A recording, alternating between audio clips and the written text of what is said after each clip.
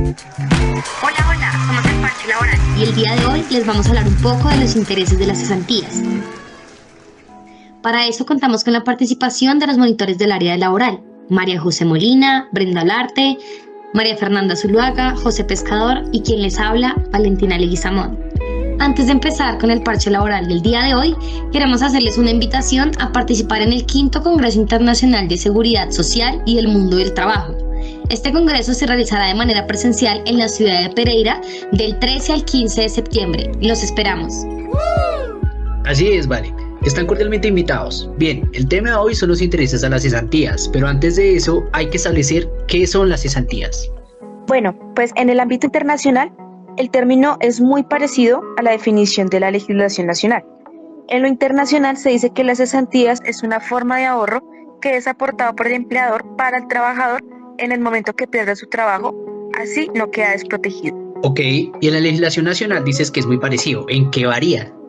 Bueno, pues es que en el artículo que regula las cesantías, que es el 249 del Código Sustantivo del Trabajo, dice, y cito, abro comillas, todo empleador está obligado a pagar a sus trabajadores y a las demás personas que se indican en este capítulo, al terminar el contrato de trabajo, como auxilio de cesantías, un mes de salario por cada año de servicios y proporcionalmente por fracción de año, cierro comillas.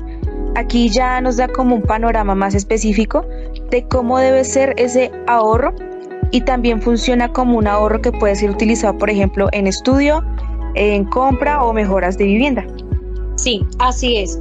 De hecho, en la jurisprudencia, en la sentencia T053 del 2014, nos complementa un poco lo que acaba de mencionar Brenda. Es que las cesantías son un derecho irrenunciable de todos los trabajadores que sirve para dos cosas. El empleador se encuentra obligado a pagarlo a la terminación del contrato de trabajo y que al trabajador le sirve para atender requerimientos necesarios como lo son vivienda y estudio, por lo que puede realizar retiros parciales antes de la terminación del contrato, y aquí la sentencia nos menciona algo muy importante, diciendo que las cesantías no se pueden entender como un seguro de desempleo, ya que el monto es independiente de si el trabajador queda o no sin trabajo.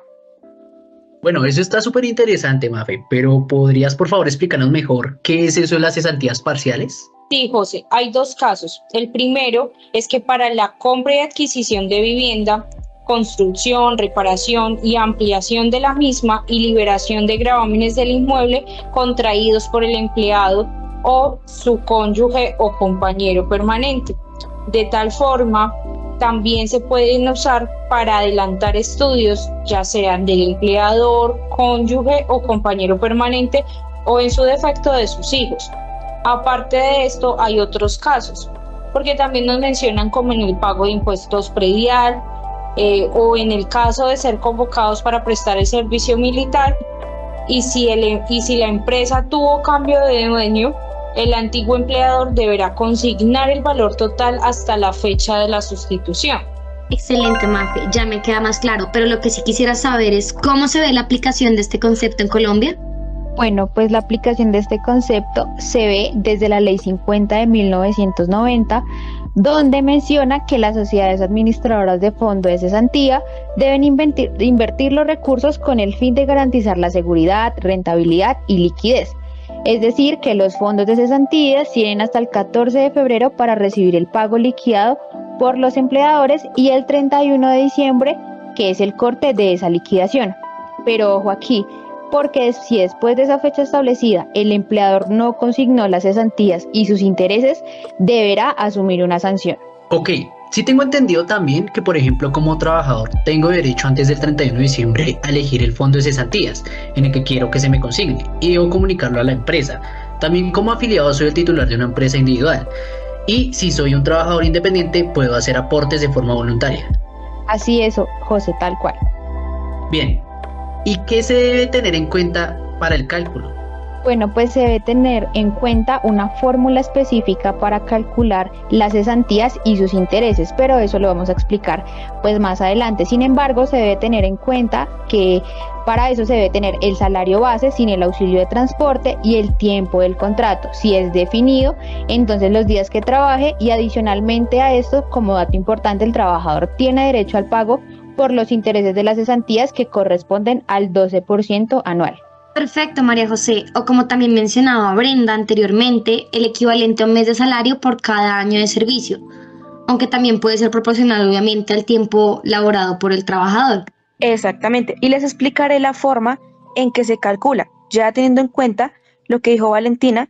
La fórmula de los intereses a las cesantías es la siguiente. Entonces, cesantías acumuladas por días trabajados por el 12% dividido 360. Claramente las cesantías acumuladas son las que se obtuvieron inicialmente de las cesantías con el salario del trabajador. Podemos dar un ejemplo rápidamente. Exacto, Brenda. También debemos saber cuándo se hace exigible estos intereses. Y no sé si todos recuerdan que en la Ley 52 de 1975 se definió que el empleador está en la obligación de reconocer los intereses equivalentes al 12% sobre el valor de las cesantías que posea el trabajador al 31 de diciembre de cada año laborado. Este dinero será pagado a más tardar el 31 de enero del siguiente año y directamente sin intermediarios, pues es un reconocimiento financiero del empleador por la retención del dinero durante un año. Por lo tanto, este dinero no va a parar al fondo de pensiones, sino que va directamente al bolsillo del trabajador.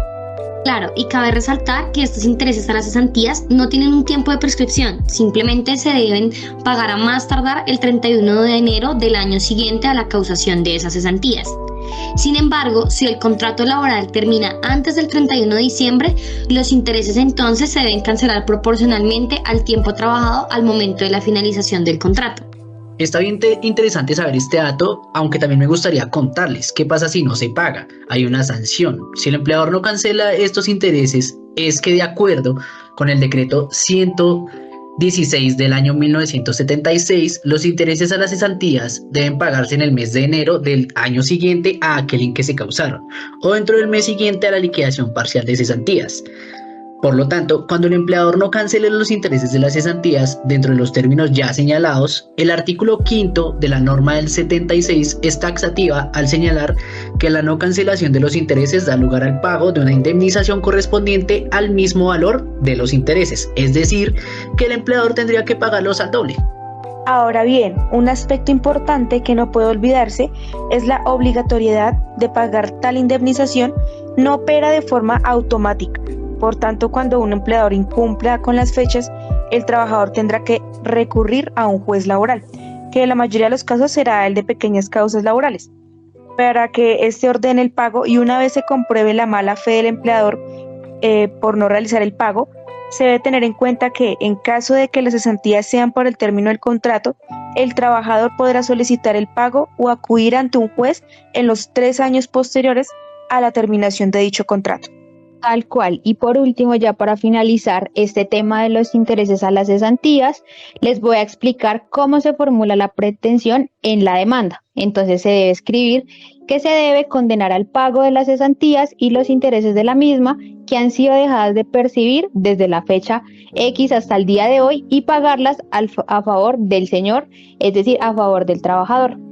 Entonces eso es todo, chicos, gracias a todos por su ayuda y nos vemos en el próximo episodio del Parche Laboral. Hola, somos el Parche Laboral.